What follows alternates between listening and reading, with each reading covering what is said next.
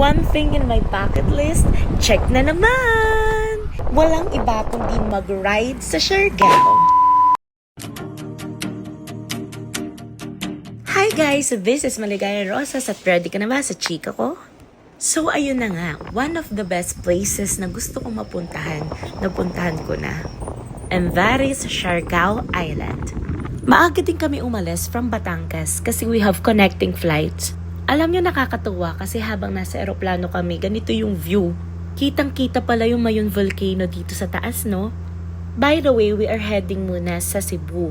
At syempre, kailangan matikman ko muna ang Cebu lechon. Be, totoong chismis, ang lutong. DIY nga pala kami sa Siargao. Kaya para makapunta sa accommodation, nag-multicab na lang kami.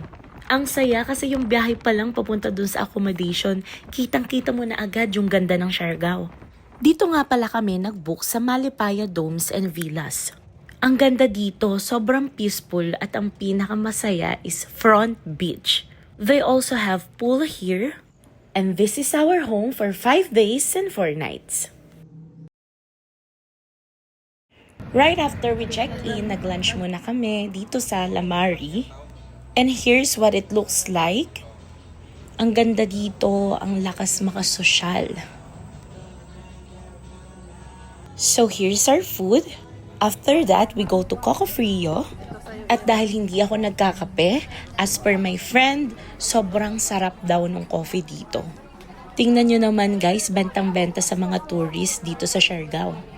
Umuwi muna kami sa accommodation tapos dumaretso na kami dito sa Katangnan Bridge na mas kilalang Afam Bridge. At dahil medyo maaga pa nga yung pagpunta namin dito, wala pang masyadong Afam. Besides, yung food trip naman yung habol namin dito at yung sunset. Sad din lang kasi hindi namin na-experience kumain dito sa night market na dito mismo sa bridge. But it's okay naman kasi nilipat naman nila sa malapit lang yung night market. Ito nga pala yung night market and dito na din kami nag-dinner. Ito guys yung aming foods.